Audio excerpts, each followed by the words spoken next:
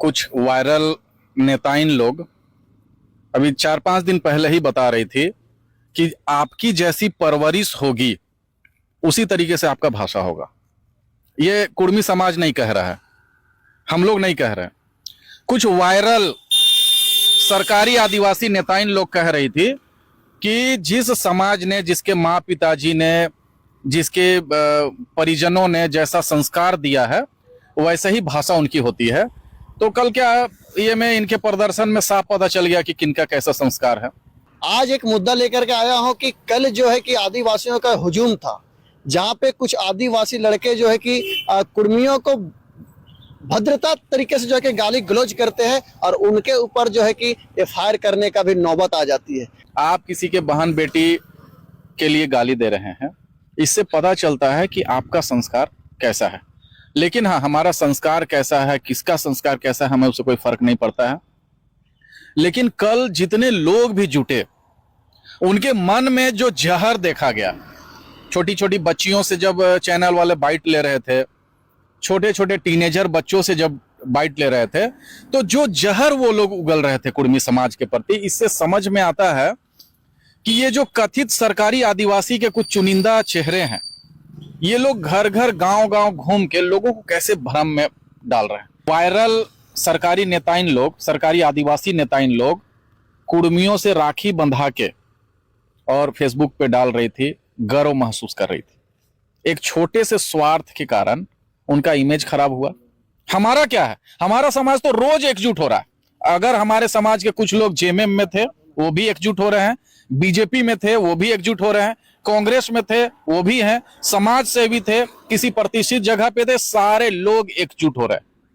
क्यों? क्योंकि ये स्पेशली किसी समुदाय विशेष को टारगेट करके आंदोलन किया जा रहा है। क्या लगता है निशा भगत जिस तरह से समुदाय के साथ साथ क्या कि जयराम महतो, सुदेश महतो, हेमंत सोरेन, यहाँ तक कि माननीय नरेंद्र मोदी जी को भी टारगेट कर ले रही है, मतलब वो करना क्या चाहती, क्या प्लानिंग है उसका? सेंसेशन फैलाना, जहर फैलाना, उन्माद फैलाना और अपना चेहरा चमकाना, बस यही उद्देश्य है। इसका कोई प्रैक्टिकल आउटपुट आदिवासी समाज को या झारखंड के किसी तबके को कुछ हासिल होने वाला नहीं। झारखंड को दिशा दिखाएंगे जिनका किसी न किसी तरीके से या तो चर्च से फंडिंग है, या जेएमएम से फंडिंग है, या भारत आदिवासी पार्टी से फंडिंग है।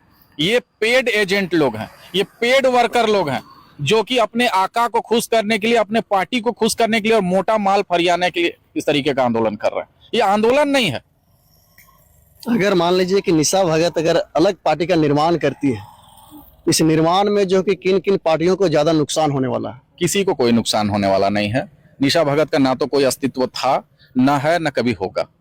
वो वायरल बनना चाहती हैं, शुरू से उनका एक हावी होने का नेचर रहा है। और जिसको हम लोग अपने समाज में बेकहल बोलते हैं, बेकहल लेडीज हैं वो, और कुछ नहीं है। ना तो उनका संगठन पे कोई मजबूत पकड़ है, ना क्षेत्र पे कोई मजबूत पकड़ है, ना उनको राजनीति की समझ है, ना उनको दूरदर्शिता है, ना झारखंड का विकास चाहती है, ना झारखंड का भला चाहती है। ये भी देखा जा रहा है कि जयराम महतो की तरह वो जो गाड़ी में ऊपर में जो है कि केबिन में बैठ के जो है कि लोगों को संबोधित करती है। देखिए, ओरिजिनल होता है और जेरोक्स होता है। आप कॉपी भी किसका कर रहे हैं? एक तरफ सरकारी आदिवासी कह रहे हैं कि कुर्मी हमसे बलवान है, कुर्मी हमसे ज्यादा पैसे वाला है, कुर्मी हमसे ज्यादा ताकतवर है, कुर्मी हमसे ज्यादा शिक्षित है, कुर्मी हमसे ज्यादा सरकारी पदों पे है, और फिर आप उसी को चुनौती दे रहे हैं। अगर आप उससे डरते नहीं हैं तो फिर चुनौती किस बात का? आप तो अपने ही बातों का जो है विपरीत काम कर रहे हैं। अगर आपको कुर्मी समाज से डर नहीं है तो फिर आप इस तरीके का विरोध प्रदर्शन क्यों कर रहे हैं? भोक्ता समाज शामिल हुआ, खरवार शामिल हुए, गंजू शामिल हुए, कहाँ कोई विरोध हुआ? पहाड़िया हुआ, तमाड़िया हुआ, जितने लोग हुए शामिल हुए, कहाँ किसी का विरोध हुआ? इसका मतलब कहीं ना कहीं ये जो सरकारी आदिवासी हैं उनको कुर्मी समाज से डर है।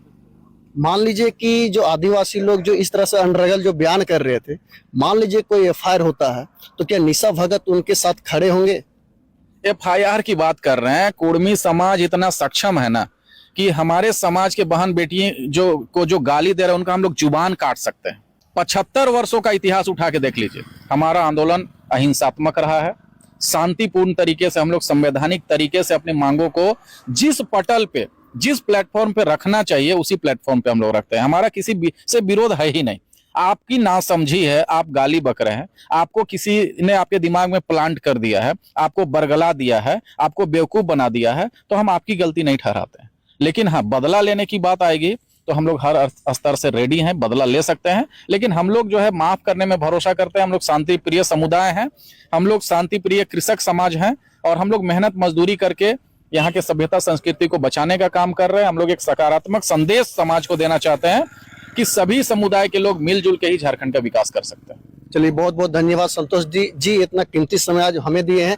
और आप लोगों को पता होगा कि कल जो है कि आदिवासियों का हुजूम दिख रहा था, रोड जाम, चक्का जाम, और यहाँ तक ही नहीं बल्कि पूरे झारखंड के तमाम आदिवासी लोग जो है कि रामगढ़ के सिद्धू कानू मैदान से लेकर डीसी ऑफिस कार्यालय तक की याचना तय की। आज उन्हीं के बारे जो है कि संतोष जी से जानने का मैं सौभाग्य प्राप्त हो। जोहार रहेगा। तमाम दर्शकों को जोहार।